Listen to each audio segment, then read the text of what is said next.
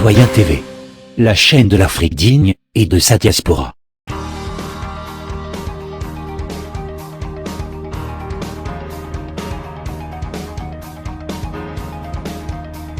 Au sommaire, CPI, procès Gbagbo par Kamalon. Ovajab. Actualité en RDC. Le zapping de Pierre Dortiguet de Meta TV. Et pour finir, la Russie de Poutine.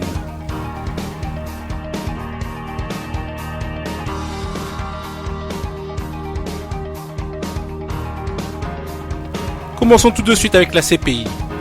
Procès Gbagbo, Blégoudé par Kamalon. Merci, monsieur Alain Yetna. Je vous remercie de m'avoir envoyé aussi, de me donner la parole. Et avant de répondre à votre question si pertinente, je voudrais saluer très sincèrement et fraternellement à mon grand frère président Batakani et mon ami aussi François Bikoro et le sage Sadio. Et il faut reconnaître que la CPI dans son statut en tant que tel n'est pas quand même une justice, hein. C'est une cellule politique de rétention des Africains qui font ombre à l'opinion des grandes puissances internationales. La situation de la Côte d'Ivoire, c'est jusqu'à présent, nous vivons des rebondissements, des démissions au sein même de la classe judiciaire au niveau de la CPI elle-même. Il faut comprendre qu'il y a d'abord un désaccord entre la Madame Bensouda et le corps judiciaire. Ce qui veut dire que dans ce dossier de M. Gbagbo, il y a des épines, il y a des difficultés, il y a des contradictions, il y a des incohérences du dossier et qui posent un problème sur le jugement de ce dossier. Bref, ce n'est pas un problème de justice, c'est un problème politique, comme tout le monde le sait très bien, mais sauf que à partir du moment où la CPI impose à nos États tels que l'Union ou notre institution panafricaine qui est l'Union africaine de faire en sorte que nos présidents soient poursuivis, vaille que vaille, n'importe quel lieu qui se retrouveront, même au sein même de notre organe, au sein même de notre réunion, au sein de notre sommet, qu'on poursuit, qu'on chasse même nos présidents à les arrêter. Il est temps que nous arrêtions avec cette cellule politique de l'Occident. Ce n'est pas une justice. Je pense même pouvoir de vous dire que ce que nous sommes en train de vivre au niveau de Dakar, où les chambres africaines ont institué le procès de M. Abbé, l'ancien président tchadien, c'est encore plus mieux que d'aller dans ce sens de la CPI. Donc, quant à ce qu'on est en train de vivre aujourd'hui par rapport à l'ouverture de ce procès, d'ici 10 jours, moi je pense qu'il y aura peut-être une ouverture partielle, mais le procès n'ira même pas loin parce que tous les ingrédients qui proposent pour que nous allions à cette justice, à cette ouverture totale de ce dossier n'est pas encore quand même réuni. Tout de suite, Ovajab. Serein, la lutte continue contre la voyoucratie occidentale. Si le combat de notre souveraineté passe par un procès pour que définitivement les commanditaires de ce qui nous arrive en Afrique soient exposés au monde, allons au procès avec sérénité. Courage, ne baissons pas les bras, on va aller jusqu'au bout. À partir de ce jour, plus de soutien politique aux partis impliqués dans la déstabilisation en Afrique. On les connaît tous, ils ont diabolisé le président Laurent Gbagbo et continuent de diaboliser ceux qui disent la vérité ici et en Afrique. C'est la libération de Gbagbo qui apaisera la Côte d'Ivoire. Donc restons mobilisés autour du président Laurent Gbagbo, président légitime de Côte d'Ivoire, victime d'un coup d'État de la France, puis otage à la CPI suite au mensonge de Fatou Draman Bensouda et son dossier mal soudé au profit du Dramanistan, la version france-africaine de la Côte d'Ivoire. En effet, la Côte d'Ivoire traverse depuis 2002 une profonde crise engendrée par une rébellion armée soutenue par la France. La situation s'est aggravée depuis que Laurent Gbagbo, président constitutionnellement élu et investi, a été livré le 11 avril 2011 par l'armée française à Ouattara et déporté le 1er décembre 2012 à La Haye, où la procureure Bensouda peine à réunir des preuves contre lui.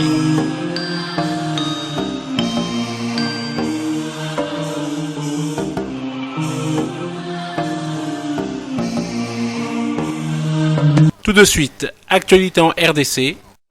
En mémoire des héros nationaux Patrice Emery Lumumba et Laurent Désiré Kabila, une messe d'action de grâce a eu lieu à Kalemi ce samedi, sous l'initiative du commissaire spécial du Tanganyika Richard Ngoy. Ce culte a mobilisé une grande participation, étant donné qu'il s'agit de la cause nationale pour laquelle ces deux patriotes ont été assassinés. Bien fait, Mohamed Abdallah. C'est une paroisse de Christ-Roi bien remplie qui a accueilli ce 16 janvier la messe d'action de grâce en mémoire du 55e et 15e anniversaire de la disparition de Patrice Emery Lumumba et Mzee Laurent Désiré Kabila.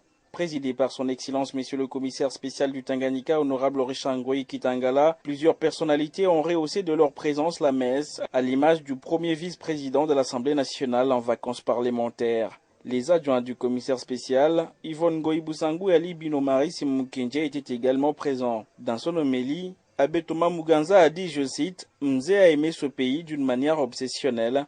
Plusieurs moments forts ont marqué ce culte. C'est notamment le témoignage du colonel Caliste Majaliwa, l'un des plus proches compagnons du soldat du peuple. » Prenant la parole, le numéro 1 du Tanganyika a évoqué un passage biblique de Hébreux 13:7 qui exhorte de ses souvenirs de nos héros.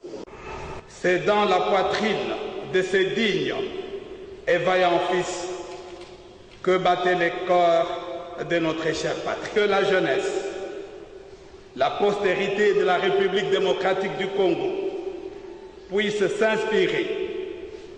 s'inspirer non pas pour répéter, la période n'est plus la même, les enjeux sont différents, les défis sont d'une autre nature, mais s'inspirer pour pérenniser leurs pensées et leurs œuvres de construction de notre cher et beau pays.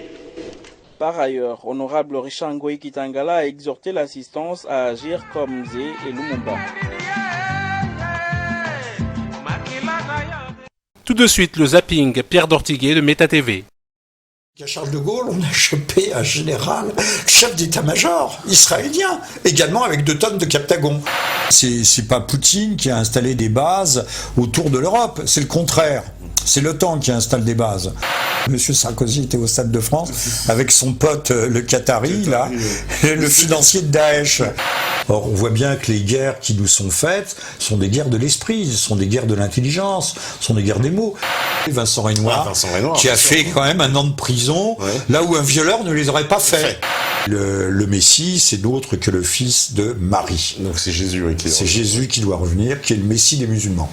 Les socialistes ou les radicaux socialistes au départ, sous la Troisième République, ont été au pouvoir, on a toujours eu des guerres, tout le temps. La doctrine officielle de Daesh, c'est un islam totalement déviant qui est en dehors de l'islam.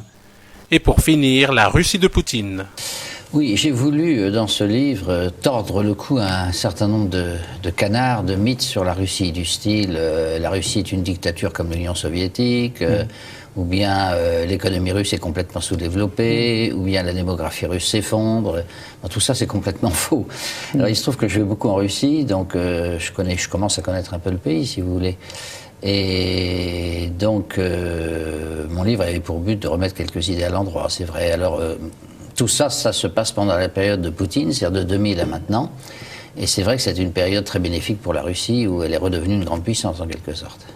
Alors on la voit aujourd'hui intervenir au Moyen-Orient, là où l'Amérique a tendance à se retirer de cette région du monde. Donc c'est là que peut-être la Russie s'illustre le plus. Est-ce qu'il n'y a pas un danger dans cette intervention au Moyen-Orient? Est-ce qu'on sait quand on commence les guerres, on ne sait jamais trop quand on les termine? D'après vous, c'est un calcul... C'est quelque chose, une intervention calculée sur le long terme? Je crois que tout est très calculé chez le président Poutine. Donc cette intervention l'a été sûrement aussi.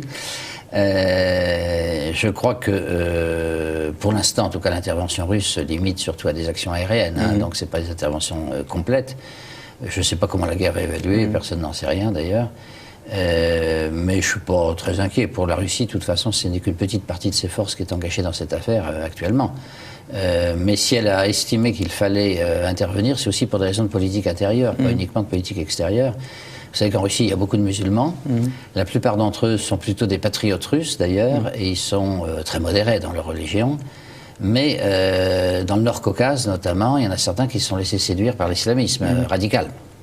Alors, donc, les Russes surveillent de très près ce qui se passe de ce côté-là, et ils constatent que l'islamisme radical est un mouvement qui est soutenu, bon, je mets les pieds dans le plat, enfin, soutenu par l'Arabie Saoudite, par le Qatar, par des pays comme ça, qui sont très liés aux États-Unis, et donc il n'a pas beaucoup confiance dans la politique américaine à cause de ça. Il pense au contraire que la Syrie, le régime syrien est un élément de stabilité, que bien sûr les dictatures arabes ne sont pas peut-être des idéaux politiques, mais pour nous, mais en tout cas ça assure la stabilité du pays et ça sert de verrou contre l'islamisme fanatique. Alors, avoir cassé tous ces pays, que ce soit l'Irak de Saddam Hussein, que ce soit la Libye, etc., maintenant, tout le monde finit par reconnaître que c'était une erreur. Et il est intervenu à cause de ça, parce qu'il s'est dit, il ne faut pas continuer dans cette erreur, parce que de toute façon, sinon, le terrorisme va se développer un peu partout. Et d'ailleurs, on voit qu'il se développe.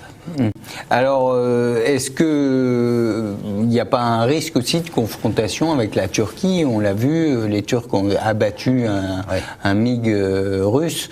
Donc, est-ce que c'est un risque véritablement calculé ou est-ce qu'il y a le risque que ça bascule dans une guerre mondiale puisque la Turquie appartient à l'OTAN et on aurait l'ensemble des forces de l'OTAN qui rentreraient en conflit contre la Russie?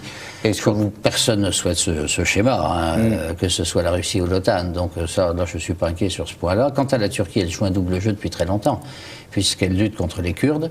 C'est ça sa seule préoccupation, finalement, parce que depuis des années, la Turquie n'a jamais supporté d'avoir cette minorité kurde chez elle. Donc il lutte contre les Kurdes, et les Kurdes font partie de ceux qui se battent le plus contre Daesh, contre l'islamisme radical. Par conséquent, la Turquie, en fait, on a à peu près des preuves aujourd'hui qu'elle travaille pour le compte de Daesh, notamment en achetant son pétrole. Et Poutine a beaucoup insisté là-dessus, a montré les photos des camions de pétrole qui partent de la zone où Daesh règne vers la Turquie et ensuite sont exportés dans le monde entier. Il faut bien qu'elle ait de l'argent, Daesh. Daesh a de l'argent et a des armes aussi. Donc, qui lui fournit tout cela ? La Turquie a un double jeu, comme certains pays du Golfe arabes aussi, et voire même peut-être les États-Unis. Et c'est pour essayer de faire cesser ce double jeu qu'il a décidé de faire intervenir la Russie. Alors ça a été une grande surprise pour les Occidentaux parce qu'on pensait que la Russie était complètement retardataire en matière militaire. À force de dire que la Russie est retardataire dans tous les domaines, on finit par faire des erreurs. On a découvert que la Russie avait à cette occasion des avions, des intercepteurs de grande qualité, des bombardiers, des missiles qu'on peut lancer depuis la mer, même depuis des sous-marins. Et on sait que les armes les plus redoutables de l'armée russe aujourd'hui, ce sont surtout les armes électroniques. Il semble, moi je ne suis pas un spécialiste, mais enfin, il semble qu'ils sont capables de détruire complètement les communications électroniques de leurs adversaires. Il y a eu un incident il y a quelques mois qui est passé peut-être un peu inaperçu, c'est un bateau de guerre américain qui était en mer Noire. Et là, le bateau de guerre a vu un avion russe passer au-dessus de lui. Et il s'est dit, mais c'est pas normal, on aurait dû le savoir depuis longtemps. Ils ont regardé leur radar, ils ont pensé que leur radar était en panne. Leur radar n'était pas du tout en panne, mais simplement les informations qui venaient du radar étaient complètement effacées par les systèmes électroniques de l'avion russe. Et là, ils se sont dit, oh là là, mais on a affaire à des adversaires extrêmement inquiétants, quoi. Donc, alors là, maintenant, on prend la Russie vraiment au sérieux aussi sur le plan militaire. Citoyen TV, la chaîne de l'Afrique digne et de sa diaspora.